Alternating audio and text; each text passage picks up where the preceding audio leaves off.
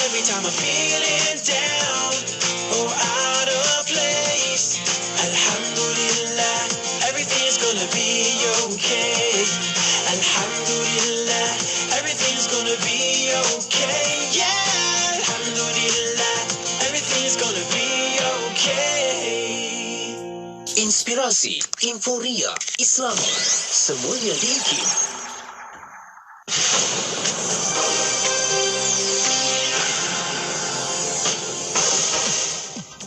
Bismillahirrahmanirrahim. Assalamualaikum warahmatullahi wabarakatuh dan salam sejahtera. Bersama saya Ahmad Nazari Muhammad Yusof dalam berita IKIM. Kementerian Pendidikan KPM menjelaskan bahawa tiada isu diskriminasi terhadap pelajar dalam program Bengkel Persediaan Peperiksaan Sijil Pelajaran Malaysia SPM anjuran sebuah sekolah di Johor Bahru baru-baru ini. Justru pihak KPM dalam satu kenyataannya menyebut bahawa dakwaan menerusi hantaran Twitter kononnya wujud diskriminasi dalam Bengkel Anjuran Sekolah Menengah Kebangsaan SMK Infant Jesus Convent Johor Bahru yang diadakan di salah sebuah hotel di Johor Bahru itu adalah tidak benar. Menurut kenyataan itu lagi, bengkel tersebut dilaksanakan dan diasingkan mengikut siri untuk mengelakkan gangguan terhadap calon yang sedang membuat persiapan bagi meraihkan perayaan Tahun Baru Cina. Sweden tidak boleh lagi mengharapkan sokongan negaranya untuk menyertai Pertubuhan Perjanjian Atlantik Utara NATO selepas insiden pembakaran Al-Quran di luar kedutaannya di Stockholm. Presiden Turki Recep Tayyip Erdogan menegaskan bahawa pembakaran kitab suci umat Islam adalah jenayah kebencian yang tidak boleh dipertahankan atas alasan kebebasan bersuara. Kenyataan Erdogan itu sekaligus menyukarkan lagi prospek Sweden dan Finland untuk menyertai Pakatan Pertahanan itu sebelum pilihan raya Presiden dan Parlimen Turki pada 14 Mei depan. Akhir sekali, seramai 32 wanita Arab Saudi dipilih sebagai pemandu kereta api Express Haramain yang beroperasi antara Mekah dan Madinah menerusi Jeddah. Kesemua wanita itu menerima kelayakan tersebut daripada Politeknik Laluan Kereta Api Arab Saudi SRP di bawah syarikat Kereta Api Arab Saudi. Difahamkan kumpulan wanita itu mula bekerja selepas dilatih oleh pakar SRP selama lebih 12 bulan. Sementara itu, beberapa wanita yang ditemu bual oleh agensi berita Saudi SPA meluahkan rasa bangga apabila berpeluang menceburi kejayaan berkenaan. Terima kasih kepada para pendengar atas kesediaan anda mengikuti segala perkembangan menerusi siaran berita IKIM 10 pagi ini. Berita seterusnya bakal ke udara pada pukul 2 petang nanti. Assalamualaikum warahmatullahi wabarakatuh dan salam hormat. Laporan berita tadi dari sumber bernama Kapsul Masa.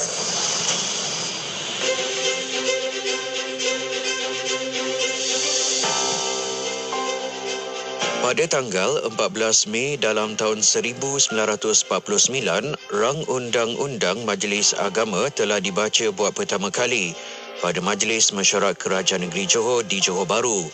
Rang Undang-Undang ini diberi nama Undang-Undang Majlis Agama tahun 1949. Pembentangan Rang Undang-Undang ini telah dilakukan oleh Yang Berhormat Penasihat Undang-Undang Negeri Johor. Rang undang-undang ini dibuat bertujuan untuk membantu dan menasihatkan Duli Yang Maha Mulia Sultan mengenai semua perkara yang berkaitan dengan faedah dan juga kemajuan di dalam agama Islam. Perkara-perkara yang terkandung di dalam rang undang-undang ini antara lain ialah Sultan dibenarkan untuk mengatur kerja-kerja majlis dan menjalankan kehendak undang-undang. Penggumbalan rang undang-undang Majlis Agama ini merupakan satu usaha ke arah meningkatkan lagi perkembangan agama Islam negeri Johor serta menjadi detik awal ke arah penubuhan Majlis Agama Islam negeri Johor. Petikan fakta ini disediakan oleh Seksyen Dokumentasi dan Penerbitan Arkib Negara Malaysia.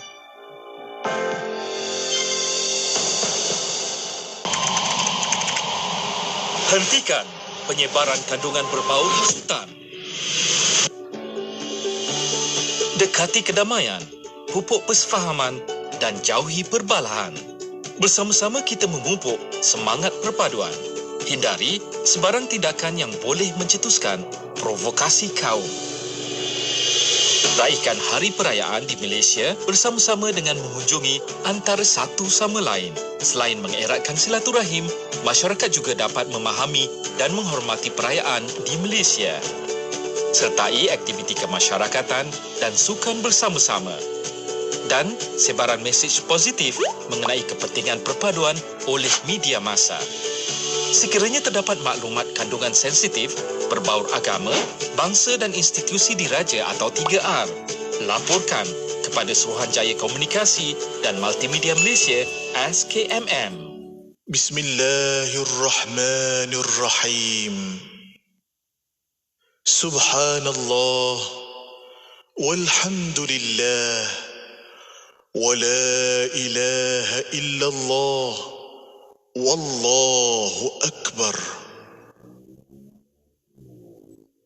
Subhanallah walhamdulillah wa la ilaha illallah wallahu akbar.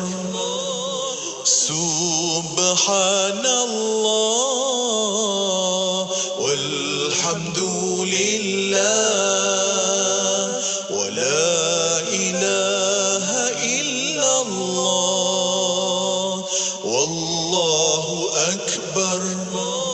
Subhanallah walhamdulillah wa la ilaha illallah wallahu akbar.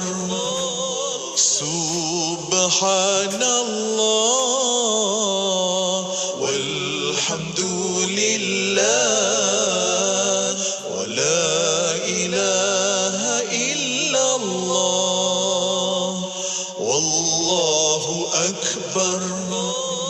Subhanallah walhamdulillah wa la ilaha illallah wallahu akbar.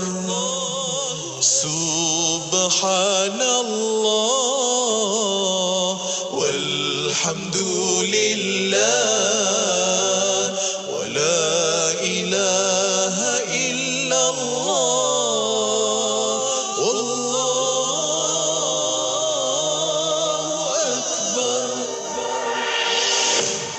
Sajian rancangan terbaik dengan pelbagai pengisian maklumat ilmiah yang bermanfaat seperti Persona di Zahra, Syara @ IKIM, Syariah dan Perundangan, Emas @ IKIM, Kevin bertanya, Islam dan Sains, Tahsinul Ibadah, Resolusi, Tarbiyah, Tadabbur dan bacaan surah Al-Kahfi bersama Syafiq Saleh hanya di IKIM, Inspirasi Inforia Islami. Selami ilmu untuk kehidupan kita seharian bersama Syafiq Saleh di Aspirasi 10.1. IKIM, Inspirasi Inforia Islami.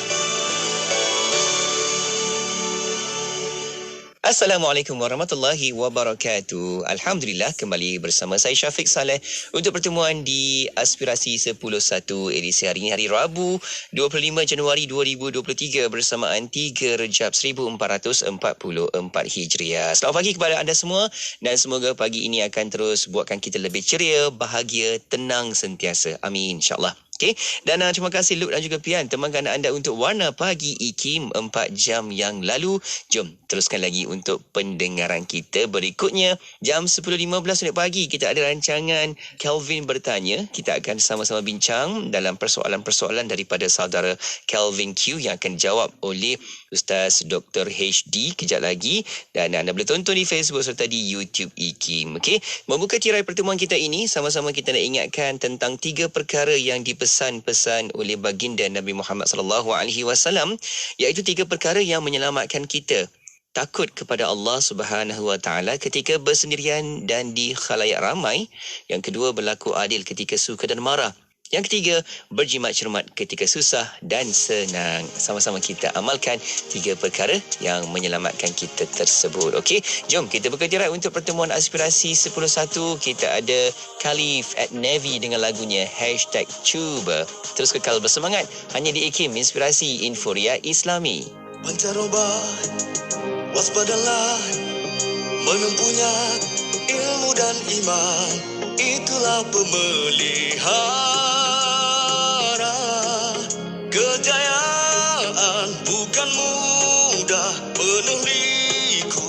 halangan. Tidak ada yang mustahil, yang berbeza. Hanya peluang, cepat dan lewat, sedikit banyak adanya.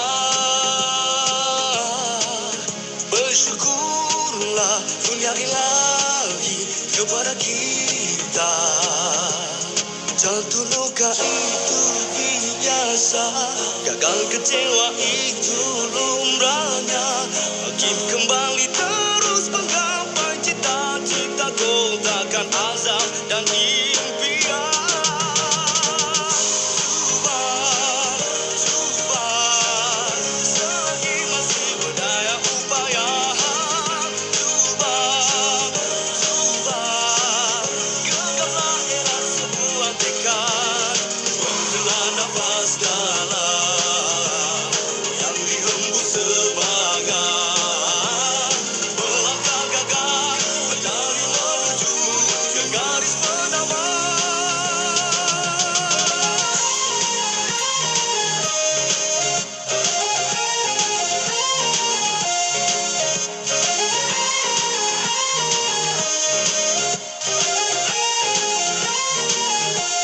Jatuh luka itu biasa, gagal kecewa itu lumrahnya. Bangkit kembali terus menggapai cita-cita, kau takkan azab dan impian. Cuba, selagi masih berdaya upaya. Cuba, genggamlah erat sebuah tekad. Menghela nafas dalam yang dihembus semangat. Melangkah gagah, berlari menuju ke garis penamat. Cuba, selagi masih berdaya upaya. Cuba, genggamlah erat sebuah tekad. Menghela nafas dalam yang dihembus semangat.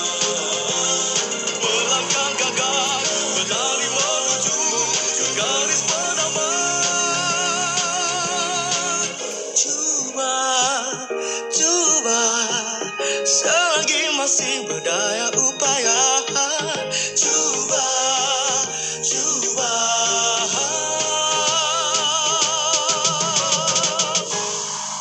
Demi kehidupan yang perlu diteruskan, warga Palestin, Syria dan Yaman terus bertahan meskipun musim sejuk. Mereka hidup di dalam kemah yang serba nipis dan sumber bekalan makanan yang tidak kunjung tiba.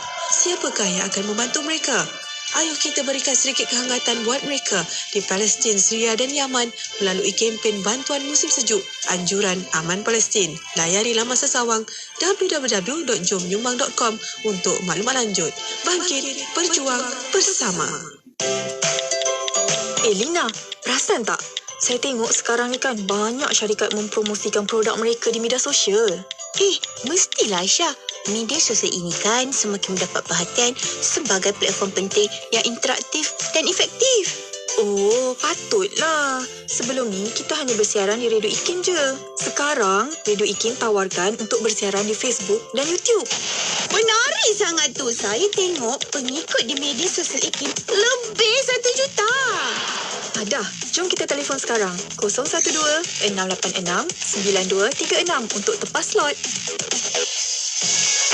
Permohonan adalah dipelawa daripada warga negara Malaysia yang berkelayakan untuk mengisi jawatan Pegawai Teknologi Maklumat Kontrak Grade F41 di Institut Kefahaman Islam Malaysia IKIM.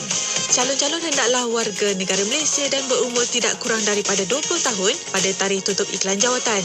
Memiliki ijazah sarjana muda dalam bidang teknologi maklumat, multimedia, komunikasi dengan kepujian daripada institusi-institusi pengajian tinggi tempatan atau kelayakan yang diiktiraf setaraf dengannya. mempunyai pengalaman kerja dalam bidang penghasilan kandungan, content creation di platform media sosial di sektor awam atau swasta, cekap dalam penggunaan kamera video, peranti pintar, penyuntingan video, grafik dan copywriting. Antara bidang tugas ialah menghasilkan kandungan pada pelbagai platform media sosial Radio IKIM dalam bentuk video, grafik, teks dan merangka strategi serta hantaran media sosial dengan cekap dan berkesan. Kemukakan permohonan anda kepada unit modal insan sebelum atau pada 25 Januari 2023.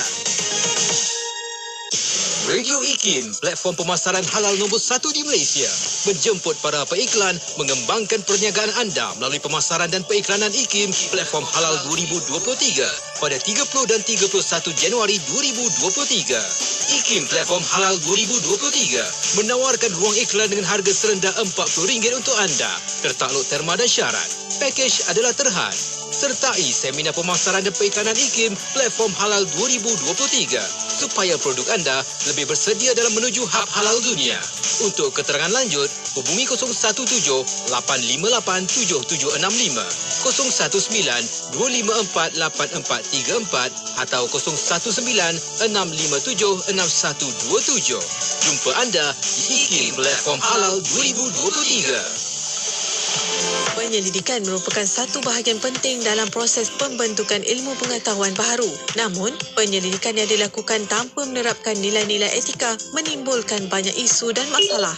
Apakah perspektif Islam terhadap etika penyelidikan? Siapakah pihak yang berkepentingan dalam ekosistem penyelidikan?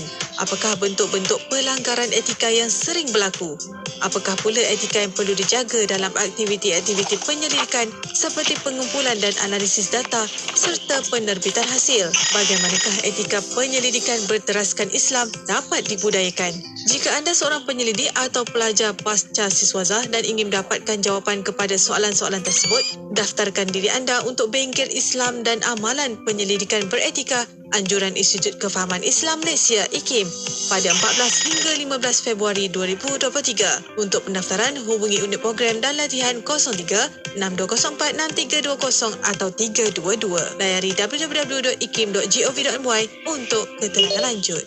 Seanggun bidadari menghadap ilahi, selesa telekung raudah. Dapatkan telekung raudah, telekung sejuk dan selesa di talian 010-248-6670 atau 010-233-6670 sekarang. Seanggun bidadari menghadap ilahi. Raudah.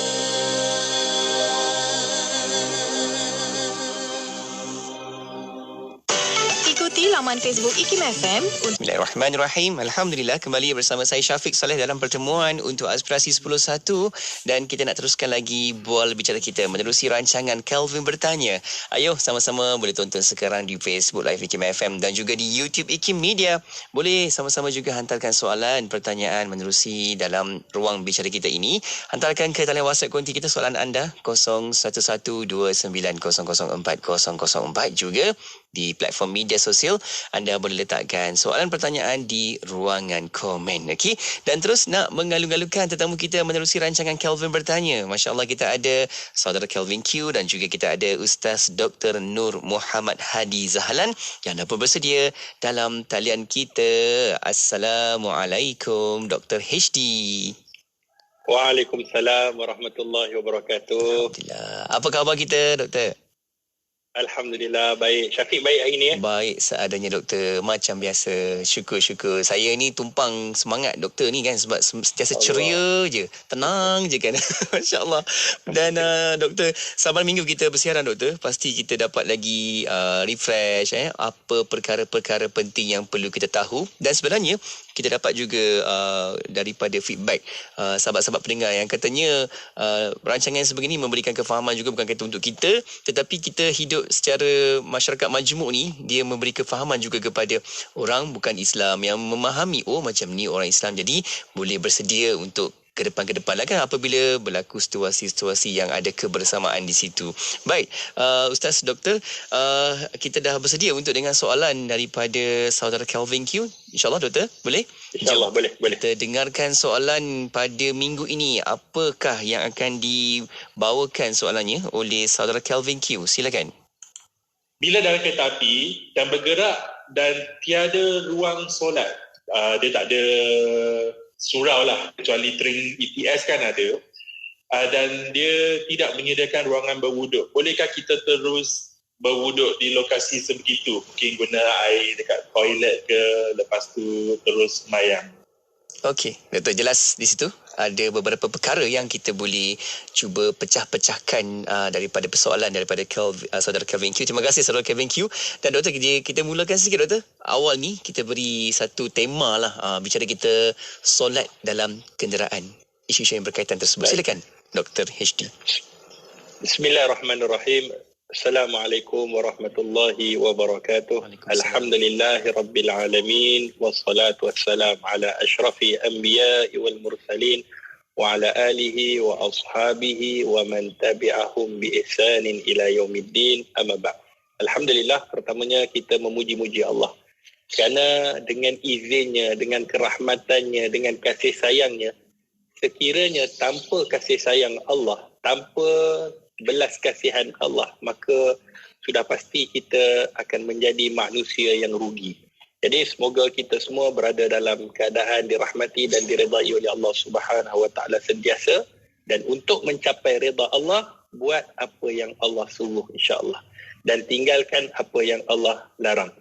Jadi terima kasih kepada saudara Syafiq, semangat, ceria. Dia bukan saja saya sebenarnya senyum ni sebab saya tengok Syafiq ni ceria. Allah. Kan, sentiasa bersedia, sentiasa dengan susun katanya yang teratur. Semoga sentiasa sihat. Amin, amin. Kemudian tidak dilupakan kepada sahabat kita Kelvin, sentiasa memberi soalan-soalan yang sangat bagus, sangat menarik untuk kefahaman dirinya dan kepada semua kita yang mendengar Radio IKIM. Dan kepada semua sahabat-sahabat Radio IKIM juga yang berusaha untuk memberikan input yang terbaik kepada kita semua, dan yang terutamanya iaitu pendengar-pendengar setia Radio IKIM. Semoga sentiasa kekal bersama dengan Radio IKIM untuk mendapat informasi yang bagus dan menarik. Baik, bila kita lihat apa yang ditanyakan oleh Kelvin, sebenarnya kita kena faham Kelvin, dan kita semua kena tahu bahawa di dalam ayat Al-Quranul Karim, yang mana Allah Subhanahu Wa Taala berfirman di dalam surah Al-Baqarah ayat 185. Surah Al-Baqarah ayat 185. Yang mana Allah tegaskan dan Allah sebutkan sebagai manusia ni, Allah tahu keadaan-keadaan manusia sebab dia yang menciptakan. Begitu jugalah kalau sekiranya kita jadikan atau kita ciptakan, kita reka satu kereta, kita tahu kereta ni kegunaannya bagaimana, kemampuan kereta ini, beban beratnya. Kan kadang-kadang ada orang dia tulis tak boleh melebihi daripada had kelajuan, tak boleh melebihi had beban. Sebab dia tahu, dia cipta, dia tahu kemampuan kenderaan itu. Betul tak Kelvin? Jadi bila kita hari ni yang mana kita, kalau kita cipta, kalau kita reka, kita tahu tentang ciptaan kita itu, sudah pasti Allah mengetahui sangat baik mengenai tentang kita semua. Sebab tu dalam surah Al-Baqarah Allah sebut apa, sahabat-sahabat pendengar Radio IKIM 185. Cuba kita tengok, inilah kerahmatan Allah. Allah kata apa? Yuridullah bikumul yus wa la yuridu bikumul usr. Allah kata dalam ayat yang sangat jelas, sesungguhnya Allah Subhanahu Wa Taala nak tetapkan ketetapan hukum hakam ini, iaitu Allah menghendaki, Allah mahukan kepada kamu beroleh kemudahan. Allah kata sendiri dalam ayat ini, Allah sebut Allah nak berikan kepada kamu kemudahan, dan ia iaitu Allah Subhanahu Wa Taala yang menciptakan kita tidak menghendaki kamu dalam keadaan kesukaran. Dalam ayat ini sangat jelas, maknanya apa yang kita buat selama ini mengenai hukum hakam sebenarnya sangat mudah Kelvin. Sebab itu Islam dia tidak akan membebankan seseorang itu melainkan atas kemampuannya. Contohnya soalan Kelvin pada pagi ni sangat menarik supaya sahabat-sahabat pendengar Radio IKIM tahu bagaimana sekiranya dia duduk dalam kenderaan. Kalau Kelvin dia kerja di kereta api, saya kenal Kelvin dah lama, dia kata saya memang sangat suka kereta api. Sebab tu dia bekerja juga dalam kereta api. Jadi kan Syafiq kan? Jadi sebab tu bila soalan-soalan ni timbul sebenarnya sebab atas pemerhatian dan atas orang kata keterbukaan. Dia nak tahu Kalau orang Islam macam mana dia nak solat? Dia boleh berdiri ke? Dia boleh duduk ke? Lepas tu bagaimana? Dia nak berwuduk. Macam tadi kan Kelvin sebut, macam mana dia nak berwuduk? Bolehkah berwuduk dengan menggunakan sinki yang disediakan? Kan susah. Ataupun boleh dia berwuduk di tempat duduknya. Jadi persoalan ni timbul sebab apa? Sebab kita merupakan kehidupan kita, kehidupan yang harmoni, kehidupan saling faham, memahami antara satu sama lain. Sebab tu dia timbul persoalan-persoalan mengenai tentang Islam. Terima kasih Kelvin kerana bertanya tentang soalan yang sangat penting. Maknanya Kelvin cakna terhadap persekitaran orang Islam. Sahabat-sahabat pendengar Radio IKIM, apa yang boleh kita beritahu? Yang pertamanya, Allah sebenarnya memudahkan kita. Sebab tu kalau kita lihat solat ini kan, kalau kita lihat kan Kelvin sebab bertanya mengenai tentang wuduk dan solat. Kalau kita lihat Kelvin, rukun Islam ni 5. Mengucap 2 kalimah syahadah, solat, puasa, zakat, haji. Kita pergi kepada haji. Sekiranya kita tidak mampu, mungkin disebabkan sesuatu, haji kita itu tidak boleh kita lakukan, maka tidak jadi masalah. Sekiranya zakat, kita tak mampu untuk mengeluarkan zakat kerana kita tergolong dalam golongan asnaf, maka kita tidak masalah dan tidak berdosa. Puasa, sekiranya kita sakit, kita tak mampu, maka boleh digantikan dengan hari lain. Ataupun sekiranya sakitnya berpanjangan, boleh membayar fidyah. Sekiranya bawa kepada kematian, uzur yang tak boleh nak sembuh. Jadi, di sana ada ruang dan jalan. Kecuali solat. Sebab tu solat dalam apa jua keadaan, mungkin Kelvin tertanya, kenapa yang haji, yang puasa, yang zakat ada kelonggaran, solat tak? Solat kelonggarannya dalam bentuk yang lain. Kerana Kelvin, dalam Al-Quran Allah Subhanahu Wa Taala sebut wa aqimus solat li zikri. Dirikanlah solat. Tujuan apa untuk kita diri solat? Bukan untuk kita senaman, bukan untuk kita hari ni kalau dalam kajian untuk kita punya otak kita segar kerana peredaran darah apa ketika mana kita sujud dan sebagainya. Itu satu kajian. Cumanya Allah sebut dalam ayat ini matlamat yang paling besar kita solat, wa aqimus solat, dirikan solat li zikri, untuk mengingati Allah. Sebab tu kita solat mengingati Allah. Dan dalam hadis Nabi SAW, sahabat-sahabat pendengar Radio IKIM, yang paling hampir dalam riwayat Imamul Muslim, kita ni dengan Allah yang paling hampir ketika mana? Dalam keadaan sujud. Maka kata Nabi, fa'aksirud doa, berdoalah kamu ketika kamu sujud. Tak semestinya sujud akhir. Setiap kali kita sujud, setiap kali itulah kita berdoa kepada Allah, Kelvin. Dan dalam solat ini, uniknya Kelvin kan, seperti mana ada di dalam hadis Nabi SAW, yang mana Nabi SAW bersabda di dalam hadis yang dikeluarkan oleh Imamul Bukhari di dalam sahihnya, kata Nabi, "Shalli qa'iman, fa in lam tastati' fa qa'idan, fa in lam tastati' fa 'ala janb." Kata Nabi SAW, solatlah kamu dalam keadaan berdiri, Kelvin. Kita berdiri. Sekiranya kamu tak mampu, Nabi tak kata jangan solat. Nabi kata berubah. Dalam tak mampu, duduk. Jadi kalau dalam kereta api kejap lagi, kalau tak mampu nak berdiri, kan takut pitam, takut terhuyung hayang ataupun takut jatuh, takut rebah. Dalam kapal terbang mungkin ruang tidak cukup. Dalam perahu kan mungkin kita takut kita jatuh dalam air. Maka pada ketika itu Nabi tak sebut kata jangan solat. Sebab solat ni kita kena sentiasa ingat Allah. Itu solat. Jadi bila tak mampu, Kelvin, sahabat-sahabat pendengar, apa yang kita buat? Maka kata Nabi ajarkan duduk. Dia bagi alasan pula dan dia ada keuzuran. Dia kata duduk pun tak boleh sebab dia tak berapa sihat, sakit. Jadi tidak jadi masalah. Kata Nabi, baringlah kamu, maksudnya kamu duduk dalam keadaan solat dalam keadaan baring, Kelvin. Kan? Dalam keadaan baring.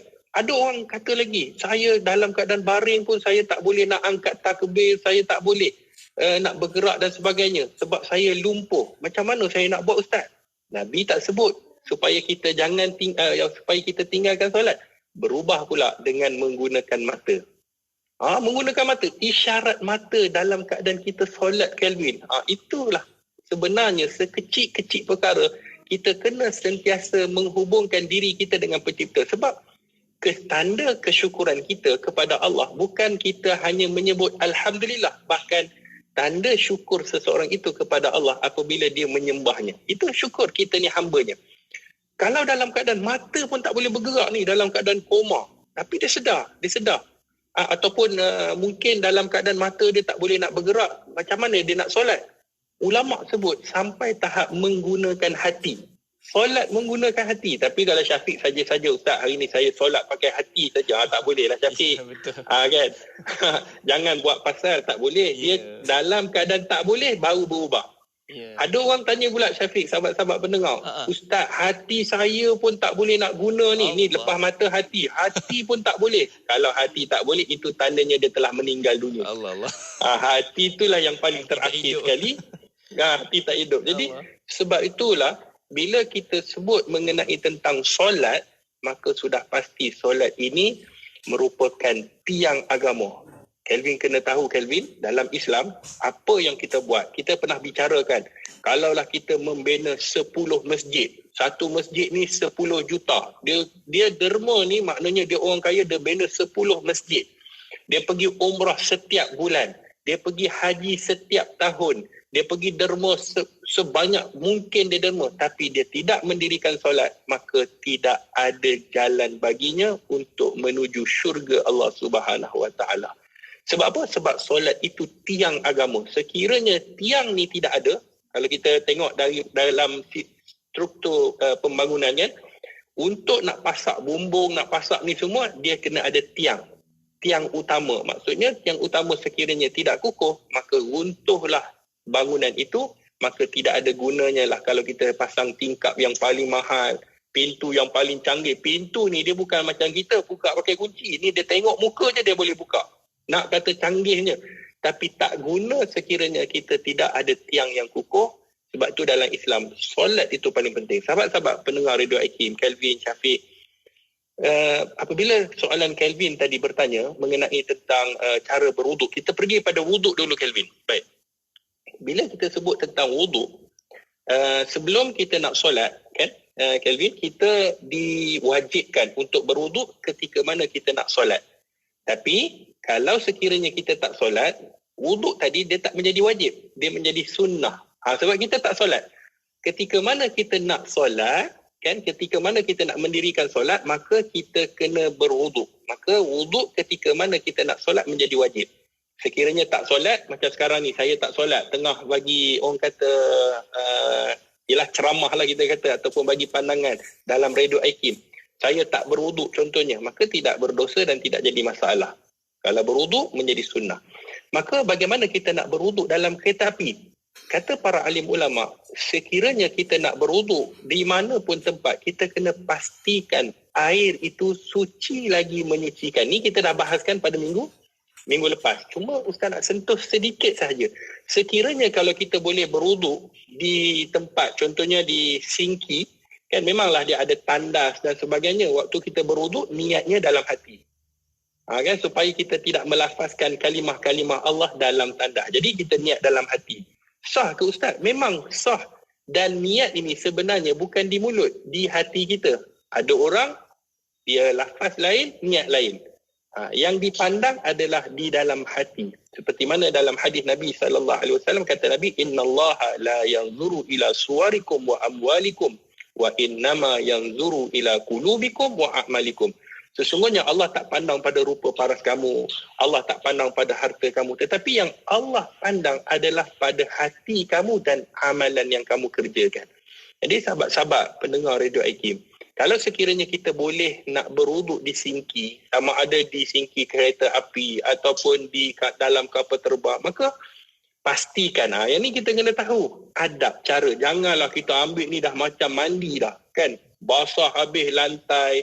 Kemudian dekat kapal terbang ni kadang-kadang wire dia punya sistem boleh merosakkan. Kalau dah jatuh kan susah, na'udzubillah lah kan.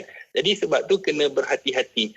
Jangan sampai kita ni menyusahkan orang lain. Kita nak buat ibadah tapi kita dah buat dosa dengan orang lain pula. Orang tengok, ya Allah, basah dengan tempat-tempat bawah tu semua. Jadi kita berwuduk sekiranya mampu. Kalau tak mampu, kita berwuduklah di tempat duduk kita, Kelvin. Dalam Islam dia berwuduk ni, Kelvin, sahabat-sahabat pendengar, dia bukanlah kita kena menggunakan air yang banyak. Sebenarnya air yang sedikit sudah cukup. Yang pasti, yang penting apabila disebut basuhan, falsilu wujuhakum, basuhlah muka kamu. Bila basuh muka, maka kena pastikan air ada yang menitik. Walaupun menitik itu hanya 3 titikan, dah dikira basuh. Kadang-kadang kita spray kan, menggunakan spray ataupun kita letakkan, yang bagi yang menonton di FB dia boleh nampak lah. Kita ambil air, contohnya kita letak air di tangan, kemudian kita basuh muka kita, pastikan ada air yang menitik, yang jatuh daripada muka kita, baru dikira basuh. Kalau tidak, tak jatuh, itu dikira sapu. Jadi air mesti menitik. Paling kurang kata ulama, ada yang kata 1 titik ataupun yang paling bagus adalah 3 titikan dah dikira sebagai basuhan. Begitulah dengan tangan kanan, begitulah dengan tangan kiri, kepala hanya sapu. Kepala tak apa, kepala kita ambil sedikit, kita sapu, tak menitik tak apa. Kemudian pergi ke kaki kanan, pergi ke kaki kiri. Ada orang tanya, Ustaz, nak berkumur-kumur, nak masukkan air dalam lubang hidung, itu bagus, itu sunnah. Maknanya kalau sekiranya kita boleh nak buat, ialah kalau kita dah duduk, macam mana kita nak kumur, nak pergi buang kat mana pula? Takkan kumur-kumur telan. Kan kumur-kumur ni kita buang kan, Pak Syafiq? Kemudian kita masukkan air dalam lubang hidung, nak letak mana, takkan nak masuk terus dalam lubang hidung kita. Jadi kita tak mampu. Jadi sekiranya benda-benda itu kita tak boleh buat, maka pada ketika itu tak perlulah buat benda-benda sunnah itu. Sebab keadaan kita. Tapi kalau biasa kita dah buat, tempat pun boleh, macam contohnya dekat sinki, tidak jadi masalah. Cuma jangan melakukan pembaziran. Kemudian basuh kaki kanan, basuh kaki kiri, selesailah wuduk kita. Sebegitu senang, Kelvin, sebab kita tak perlukan kolah yang banyak. Kita tak perlukan air yang mengalir. Kita cuma cukup air yang bersih, iaitu air yang suci lagi menyucikan. Ada orang tanya, saya air mineral tak ada, air yang suci menyucikan tak ada. Air kopi boleh tak Ustaz? Dia tanya air kopi, kebetulan dia pergi dekat kafe kan. Dia kata air kopi ni Ustaz boleh tak? Alang-alang air juga. Jadi air kopi ni dia air yang boleh kita minum, tapi dia tidak menyucikan kita. Air fresh orange, air apa sahajalah air yang tu, air yang suci, dia boleh kita minum, tapi dia tak menyucikan, dia tak boleh kita nak berwuduk. Jadi kita kena faham, ambillah air mineral. Contohnya air mineral. Sekiranya air mineral ni memang dalam tandas ni kita situasi-situasi. Sebab tu Islam ni dia ajar sampai situasi yang bagaimana kalau sekiranya air pun tak ada. Air untuk minum contohlah. Kan yang berlaku. Air pun tidak ada. Kemudian di sinki pun tidak ada. Cukup untuk minum. Adakah dia perlu berwuduk juga? Maka kata ulama, sekiranya ada keuzuran dalam kita nak berwuduk menggunakan air, maka kalau tak boleh, berpindah. Macam tadi. Adakah tinggalkan solat? Jawapannya tidak, Kelvin. Berpindah kepada apa? Berpindah kepada tayamum. Kita tayamum. Tayamum ni menggunakan debu yang bersih. Debu yang bersih. Jadi ada orang tanya, boleh tak kalau saya nak tayamum dekat tingkap? Ni mesti ada soalan-soalan kan? Kat tingkap, train, dekat cushion train. Selalunya kan, mereka ni dah bersihkan dah, di tingkap dah bersih. Kita nak cari debu dalam kereta api, dalam flight, dia memang susah. Dalam kapal terbang susah sebab memang sukar kita nak menemui debu. Tetapi sekiranya kita jumpa debu, dia mestilah dalam mazhab Syafi'i, debu itu mesti bersih. Yang dimaksudkan bersih itu mestilah daripada debu tanah. Itu dalam mazhab Syafi'i. Ada pun mazhab yang lain, dia boleh mengambil dengan debu yang berada dekat kerusi, yang ada berada di tingkap. Kalau tengok dekat rumah kita kat kipas tu berdebu kan, bukan debu putih dah, dia dah jadi hitam. Itu debu kotor kan. Jadi kita kata, oh yang ni boleh ke? Maka jawapannya, dia mestilah debu daripada tanah. Debu daripada tanah. Sekarang ni kan Syafiq kan, ada orang dah jual bedak debu tu. Mudah dah sekarang ni, mudah. Kalau kita hari ni beli spare, simpan dalam beg. Kalau makeup kita boleh bawa tu, dia makeup, beg makeup ni dengan lipstiknya, gencunya. Yalah, gencu lipstik samalah dengan bedak sana, bedak sini kan, dengan perfume. Kadang-kadang dia punya beg dia 3 kilo. Allah.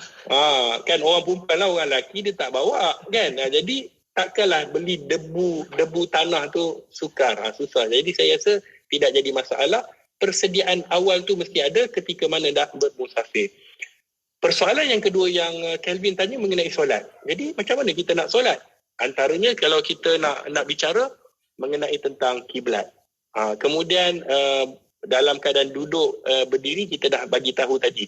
Tapi kalau sekiranya kita nak tahu tentang kiblat, jangan ke mana-mana, kita sambung selepas ini insya-Allah. Ya, insya-Allah. Pasti ramai yang nak tahu kan apabila berkaitan dengan kiblat ni, sebab bila bergerak mungkin kiblatnya berubahlah kan dalam pergerakan dalam kenderaan tu. Insya-Allah kejap lagi Ustaz Dr. HD akan berikan panduan dan juga makluman di situ. Okey. Kalau ada soalan boleh terus hantarkan ke talian WhatsApp konti 0112900004 dan juga boleh letakkan soalan pertanyaan anda di ruangan komen di Facebook dan juga di YouTube IKIM Media. Okey, kita berehat seketika, kembali selepas ini, kekal di Radio IKIM. Ibnu Sina dalam melengkapkan diri dengan ilmu pengetahuan, rata-rata para sarjana Islam pada zaman kebangkitan ilmu tidak berasa cukup dengan hanya satu cabang ilmu sahaja. Sebaliknya, mereka sedaya upaya cuba menguasai kebanyakan bidang ilmu yang ada pada ketika itu. Antara tokoh yang paling berjaya dalam menguasai cabang-cabang ilmu yang banyak ini termasuklah Ibnu Sina. Beliau bukan sahaja merupakan seorang ahli perubatan kelas pertama, tetapi juga ahli sains dan falsafah. Di samping itu, beliau juga merupakan ahli politik yang aktif dan tokoh kemasyarakatan yang berkaliber. Nama penuh Ibnu Sina ialah Abu Ali Al-Husain Ibni Abdullah Ibni Sina. Dilahirkan di Bukhara pada tahun 370 Hijriah bersamaan 980 Masehi. Ibnu Sina merupakan seorang anak yang agak bertuah pada masa kecilnya kerana dapat hidup dalam sebuah keluarga yang kaya raya. Di Bukhara lah juga beliau memulakan pengajiannya dengan memberikan tumpuan terhadap bidang bahasa dan sastra.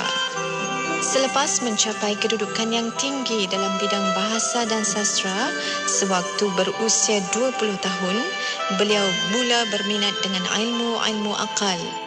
Beliau kemudian memulakan pengajian dalam bidang tersebut dengan mempelajari ilmu logik serta geometri selain mendalami buku Al-Majest karangan Abu Abdullah An-Natali, sahabat bapanya. Kemudian, Ibnu Sina mempelajari pula ilmu sains, ilmu fiqh dan ilmu perubatan daripada guru yang berbeza-beza. Dalam bidang perubatan, Ibnu Sina telah mencapai satu tahap yang amat tinggi.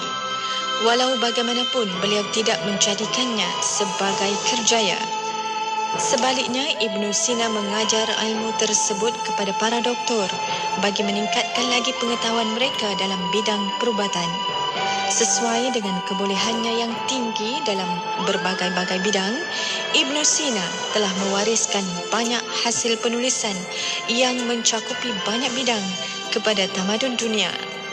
Antaranya termasuklah Al-Qanun yang berkaitan dengan perubatan, Asy-Syifa dan An-Najah yang berkaitan dengan falsafah, Tis Rasail yang merupakan kumpulan risalah yang mengandungi berbagai-bagai tajuk dalam berbagai-bagai bidang ilmu, Rasail Ibnu Sina yang mengandungi hasil sastra kreatif beliau, serta risalah-risalah lain lagi tentang berbagai-bagai bidang ilmu termasuk ilmu logik.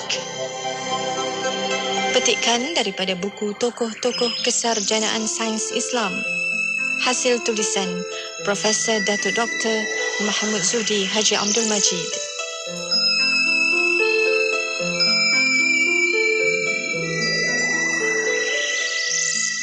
Radio IKIM sentiasa memberi anda lagu-lagu yang terbaik. Pastinya dia tahu segalanya, sudah dunia ini fana, ku terlekat selalu, hidup matiku mengharap keredaan. IKIM memberi anda lagu-lagu ketuhanan yang mengusik jiwa. IKIM, inspirasi Info Ria Islami. Alhamdulillah, kembali bersama saya Syafiq Saleh dalam pertemuan menerusi rancangan Kelvin Bertanya. Seperti biasa, boleh tonton sekarang di Facebook Live IKIM FM dan juga di YouTube IKIM Media. Soalan pertanyaan boleh terus hantarkan kepada talian WhatsApp konti kita. Dah pun kita aktifkan talian kita 011-29004004 dan juga boleh letakkan soalan pertanyaan di ruangan komen di Facebook juga di YouTube. Okey. Dan menerusi rancangan Kelvin Bertanya, Alhamdulillah kita masih lagi bersama mendengarkan perkongsian oleh Ustaz Dr. Nur Muhammad Hadi. Okey, kalau kita panggil dengan lebih akrabnya Ustaz Dr. HD. Okey, dan kita ada saudara Kelvin Q yang masih lagi akan berikan soalan-soalan dan kita nak jawab soalan-soalan. Mungkin bagi anda yang terlepas mendengarkan soalan Dr. HD, kita siarkan sekali lagi daripada soalan Kelvin Q kita. Silakan. Bila dalam kereta api dan bergerak dan tiada ruang solat, dia tak ada surau lah, kecuali train ETS kan ada, dan dia tidak menyediakan ruangan berwuduk. Bolehkah kita terus berwuduk di lokasi sebegitu? Mungkin guna air dekat toilet ke, lepas tu terus sembahyang. Baik, itu soalan dari saudara Kelvin Q yang kita bawakan pada hari ini. Dan di awalnya tadi, Dr. HD dah berikan makluman awal kepada kita bagaimana untuk berwuduk, kaedah caranya. Dan ramai yang bertanya berkaitan dengan kiblat, Doktor. Bila dah naik kenderaan ni, kita rasa kita perlu berikan cakna tentang isu kiblat ni pula, Doktor. Silakan, Doktor. Bismillahirrahmanirrahim. Terima kasih kepada Syafiq, kepada Kelvin dan sahabat-sahabat pendengar Radio IKIM. Baik, tadi kita dah mula daripada soalan Kelvin yang belakang dulu, wuduk. Maka jawapannya boleh, tidak jadi masalah kita berwuduk sama ada di toilet ataupun kita dah menyediakan peralatan wuduk, spray ataupun air botol untuk kita berwuduk di tempat kita. Kerana wuduk ni tak perlu menghadap kiblat. Menghadap kiblat ketika berwuduk sunnah. Jadi kita tak perlu nak cari kiblat. Jadi itu mudah bagi berwuduk. Dan kita pun dah bagi tahu tentang cara-cara tak boleh berwuduk, maka kita tayamum. Okey. Untuk pindahan soalan yang pertama daripada Kelvin, bagaimana dia nak solat sedangkan dia tidak menyediakan, maknanya setengah kenderaan tu dia tidak menyediakan ruang untuk kita solat. Dan kita dah jawab sedikit permulaan tadi, iaitu mengenai tentang sekiranya kita tak boleh, memang dalam keadaan uzur. Uzur ni bukan semestinya sakit. Uzur ni dalam keadaan kita risau, kita takut kalau kita berdiri kita akan jatuh, kita akan rebah. Maka waktu itu ulama kata pindahlah daripada berdiri kepada duduk. Ataupun kita risau dalam kapal terbang ruangnya terhad, dia tak boleh suka-suka kan dekat laluan jalan. Orang kita takbir, Allahu Akbar, nak tunjuk mantapnya iman kita. Itu bukan mantap. Kan? Sebab kita kena tahu cara dan kita kena ada ni, sebab tu tak dibenarkan kita solat. Dalam hadis Nabi tak dibenarkan kita solat di laluan jalan. Sebab apa? Sebab mengganggu jalan orang, tak dibenarkan. Dan ini ada dalam hadis Nabi SAW. Sebab tu ruang solat ni mesti kita kena tahu dan kita kena faham bagaimana kaedah yang diajarkan oleh Islam. Baik, bila keadaan kita dah faham, kita tak boleh, tak mampu untuk berdiri, tak semestinya sakit. Saya ulang sekali lagi, kalau sekiranya macam contohnya dalam kereta api ruangnya terhad, kalau macam Kelvin kata ETS dia ada ruang solat. Okey, kalau ada ruang solat, solatlah di dalam. Itu pun walaupun kita solat di dalam ruang yang solat, kita risau kita rebah, kita risau kita jatuh sebab pergerakan kereta api itu dia menyebabkan ada orang yang dia tak mampu untuk nak bertahan. Saya tak tahu kalau Syafiq biasa solat dalam kereta api. Sebab saya pengalaman biasa, walaupun saya yang biasa duduk dalam kereta api, kita nak solat ni tak mampu sebab dia kadang-kadang dia terhuyung hayang, risau. Keadaan itu kita rebah, kita jatuh, terluka. Ketika itu kita berpindah daripada berdiri, kita boleh duduk. Tak boleh kita pilih, oh kalau macam tu saya nak baring lah, boleh tak baring? Dia tak boleh, dia kena duduk dulu. Tak boleh duduk, baru pindah kepada baring. Jadi itu yang diajarkan oleh Nabi SAW. Persoalan yang paling besar, yang kita dah faham wuduk, kita dah faham tentang berdiri duduk ni adalah tentang arah kiblat. Arah kiblat ni lah sebenarnya menjadi persoalan. Kita kena faham di dalam ayat Al-Quran yang mana Allah sebut dalam surah Al-Baqarah ayat 119. 144. Surah Al-Baqarah 144. Firman Allah, Bismillahirrahmanirrahim. Fawalli wajhaka syatral masjidil haram. Maka palingkanlah wajah kamu menghadap ke arah Masjidil Haram. Maksudnya, syarat nak sah solat kita adalah kita kena menghadap kiblat. Berpaling ni maksudnya badan kita, dada kita, muka kita kena menghadap kiblat. Sekiranya kita tahu di mana arah kiblat, maka kita kena lakukan menghadap arah kiblat. Cumanya kata ulama, orang yang duduk di Masjidil Haram, dia duduk ni, kadang-kadang ada orang sekarang ni musim orang pergi umrah, dia pergi di Masjidil Haram, dia wajib kena exactly, dalam orang putih sebutlah, kena tepat, kena betul-betul. Kadang-kadang dia terkeluar juga Syafiq bahasa orang putih ni. Dia kena tepat. Kena betul-betul. Kan? Depan dia Kaabah, dia tak boleh sengit sedikit sebab memang betul-betul depan Kaabah dia tak boleh. Mana Kaabah? Yang tu masalah. Betul. Jadi dia kena betul-betul di hadapan Kaabah tu tepat ke arah Kaabah.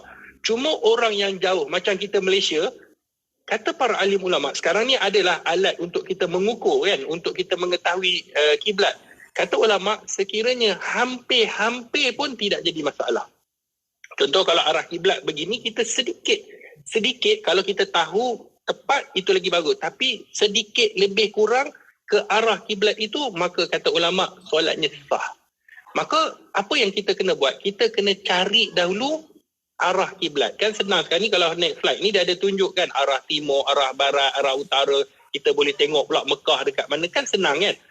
Jadi kalau kita tahu maka kita menghadaplah. Contohnya ni ustaz duduk dalam kerusi flight. Contohlah ni kerusi flight ni. Arah kiblat dia begini kan? Ni duduk rumah ni jangan ingat ustaz tengah terbang ni. Arah kiblat dia begini. Kita hanya alihkan tempat duduk kita untuk menghadap kiblat. Kita alihkan begini. Kan yang tengok Facebook dia boleh lah. Okey, kita dah menghadap kiblat. Ini kalau kita mampu. Maka kita solatlah dalam keadaan duduk. Kita takbir Allahu Akbar, takbir solat. Dan beza antara solat duduk dan solat berdiri kita ada rukuk. Tapi bagaimana kita nak rukuk ketika mana kita duduk? Maka kita tundukkan sedikit badan kita ke hadapan. Itu tanda kita rukuk. Kalau sujud, dia mesti lebih rendah daripada rukuk. Lebih rendah daripada rukuk. Kalau rukuk kita dah sedikit badan ke depan, sujud dia lebih rendah. Lebih rendah tu atas kemampuan. Kalau sakit pinggang, ikut kemampuan dia lah. Itu solat yang mana kita tahu arah kiblat. Baik, kita pergi pula situasi yang kalau sekiranya arah kiblat dia ke belakang. Kan, dan kereta api ni dia ada jenis yang boleh pusing kursi, tak apalah. Yang tak boleh pusing, takkan kita nak beralih kan. Jadi ketika mana kita tak mampu untuk menghadap arah kiblat dalam mazhab Syafi'i, maka kita kena juga solat. Macam kita sebutlah, bukan mazhab Syafi'i, semua mazhab kita kena solat juga walaupun tidak tidak mengarah ataupun tidak menghadap arah kiblat. Baik, kita dah faham. Maknanya kalau kiblat yang bertentangan, kita kena juga solat dan kita tak menghadap kiblat. Cumanya persoalan dia, adakah kita kena ulang balik solat kita? Yang ni penting. Dalam mazhab Syafi'i, apabila kita tidak menghadap kiblat, kan, kalau kita tahu arah kiblat dan kita boleh menghadap arah kiblat, maka solatnya sah. Dia tak perlu ulang. Maksudnya dia solat dalam keadaan duduk, kan, sebab ada hadis Nabi SAW. Ada orang tanya, ustaz, duduk boleh ke solat fardu? Maka kita dah sebut hadis tadi. Dan boleh ke kita solat atas kenderaan? Contoh ni persoalan-persoalan yang sebenarnya banyak. Solat atas kenderaan ada di dalam hadis Nabi SAW, hadis yang dikeluarkan oleh Imam Ahmad di dalam musnadnya. Baginda Nabi SAW, suatu hari Nabi pergi ke satu tempat dengan para sahabat. Waktu tu nak hujan lebat. Dalam keadaan semua tanah basah dan sebagainya. Dan pada waktu itu telah sampai pada mereka waktu solat. Maka apa yang Nabi buat? Nabi solat di atas binatang tunggangan baginda Rasulullah. Nabi solat di atas binatang tunggangan. Maka tidak jadi masalah kita solat dalam kenderaan. Tetapi sekiranya kita mampu untuk solat ketika mana kita dah sampai, itu lebih baik. Okey, saya ulang sekali lagi supaya kita faham. Dalam perjalanan, kita kena tahu perjalanan kita pukul berapa ke pukul berapa. Kalau sekiranya sejam, kita naik kereta api pukul 2 sampai pukul 3 ataupun naik flight daripada sini nak pergi ke Kelantan. Contohnya, dari naik pukul 2 sampai pukul 3. Solat waktu itu, jangan solat di dalam kapal terbang. Solatlah ketika mana kita dah sampai. Sebab kita tahu, 4.30 masuk waktu asar. Pukul 3 kita sampai. Maknanya kita ada 3.30, pukul 4.30, pukul 4 kita boleh solat. Maka waktu itu solatlah di lapangan terbang. Itu. Tapi sekiranya flight kita mungkin jauh, yang mengambil masa berjam-jam sehingga habis waktu solat kita, maka kita tengok juga. Boleh tak kalau dah dikira musafir jauh kan, orang naik flight ni dia tak ada daripada sini pergi Gombak. Dia tak naik flight, dia naik kereta. Tapi kalau naik flight ni kebiasaannya jauh lah. Bila jauh melebihi 81 km, maka kita boleh jamak dan qasar. Jadi kita tengok sekiranya solat Zuhur dan Asar kita dah naik pukul 12 sampai pukul 5.30. Jadi kita bawa lah Zuhur itu ke Asar, solat di lapangan terbang sana. Jadi tidak jadi masalah, kan mudah. Jadi kita dah bawa daripada Zuhur pergi ke Asar. Cumanya sekiranya daripada kita naik pukul 12 sampai pukul 9 malam. Yang ni kita terpaksa solat dalam kapal terbang. Maka caranya kalau boleh menghadap kiblat, kita menghadap kiblat. Tak boleh menghadap kiblat, jawapannya kita kena solat dan kita kena ulang solat itu kembali. Dalam mazhab Syafi'i seperti mana yang disebutkan dalam kitab Imam Nawawi Al-Majmu' Syarah Al-Muhazzab, kena ulang balik solat kita. Ada pandangan ulama kata tak perlu ulang, tetapi dalam mazhab Syafi'i kita kena ulang balik sebab kita telah tidak dapat menghadap arah kiblat itu. Syafiq, tadi ada kebetulan ada soalan kan dalam IKIM tadi kan, ada dalam FB. Betul. Silakan kalau ada. Baik, insyaAllah kita nak bawakan soalan-soalan juga yang kita dapat di dalam Facebook, juga di YouTube IKIM. Ada yang bertanya berkaitan dengan tayamum, Ustaz. Okey. Ada sahabat kita, beliau bertanya, bagi pesakit yang baru buat pembedahan mata, katanya air dan debu tayamum perlu dielak dari masuk ke bahagian mata atas sebab perubatan lah. Takut menjadi mudarat. Bagaimana cara wuduk yang boleh dilakukan, doktor? Baik. Terima kasih. Itulah yang saya baca tadi. Kan, jadi saya nak pergi. Sebenarnya begini, kalau orang yang membuat pembedahan, maka dia lebih baik sekiranya dia takut air itu masuk ke dalam mata dia ataupun debu masuk kepada matanya, maka kita kena tahu dia mesti mandi. Baik, macam mana cara dia? Takkanlah seminggu tak mandi, mesti ada caranya. Jadi untuk kita mengetahui wuduk ni tak perlu masuk sampai ke mata kita. Tak perlu. Wuduk ni tak perlu kita sental sampai masuk ke dalam mata kita. Sebab wuduk ni hanyalah zahir sahaja, apa yang zahir di atas muka kita. Baik, itu kita dah faham. Sekiranya tak mampu, dia letak contoh balut di matanya, maka pada ketika itu perlu tak kita berwuduk? Maka kena berwuduk kepada anggota yang boleh kena air. Contohnya muka kita. Kan mata kita balut, contohlah orang balut mata sebab buat pembedahan, tapi di pipinya boleh tak kena air? Pipinya boleh. Hidung dia boleh tak kena air? Masih boleh. Dahinya boleh tak kena air? Masih boleh. Maka pada waktu itu yang boleh kena air, kenakan air. Yang tak boleh kena air, maka secara ringkasnya kita pergi kepada tayamum. Yang tak boleh kena air, pergi kepada tayamum. Sebab perbahasan nak kena air, tak kena air ataupun lalukan air di atas balutan itu perbahasan yang sedikit panjang. Cuma ringkasnya, kalau sekiranya kita dah berwuduk sebelum dia tutup mata kita. Contoh kan, kita nak buat pembedahan, kita wuduk siap-siap, kemudian diletak, maka pada ketika itu kita dah berwuduk, ketika mana dia dah letak balutan di atas muka kita, kita barulah boleh sapukan air di atas balutan. Kalau sekiranya kita berwuduk sebelum daripada balutan tu dibalut. Tapi sekiranya kita tak sempat nak berwuduk, dia dah buat operation, dia dah buat pembedahan, dah dibalut, maka kita kenakan air bahagian yang boleh dan yang lain tayamum. Maka kalau sekiranya tak boleh kena debu, maka seperti mana yang kita sebut tadi, letak sahaja, dia tak perlu masukkan debu tu di dalam mata, dia cuma lalukan sahaja debu itu Dan sekiranya katakanlah dia memang tak boleh, ni dalam kategori-kategori boleh tak boleh. Kena air pun tak boleh, debu pun tak boleh. Dia kata memang doktor kata sedikit pun tak boleh kena air ataupun. Jadi macam mana dia nak buat? Syafiq dan sahabat-sahabat pendengar, caranya adalah kita solat juga tanpa ada orang kata tanpa kita berwuduk. Maknanya sebab wuduk tadi tak boleh, debu dia menggantikan air. Kita memang tak boleh sebab dalam keadaan keuzuran pada ketika itu kita tetap nak solat, memang kena solat, maka waktu itu solat menghormati waktu namanya. Makna solat menghormati waktu, solat ketika mana kita tidak dapat nak berwuduk ataupun tidak dapat menghadap arah kiblat.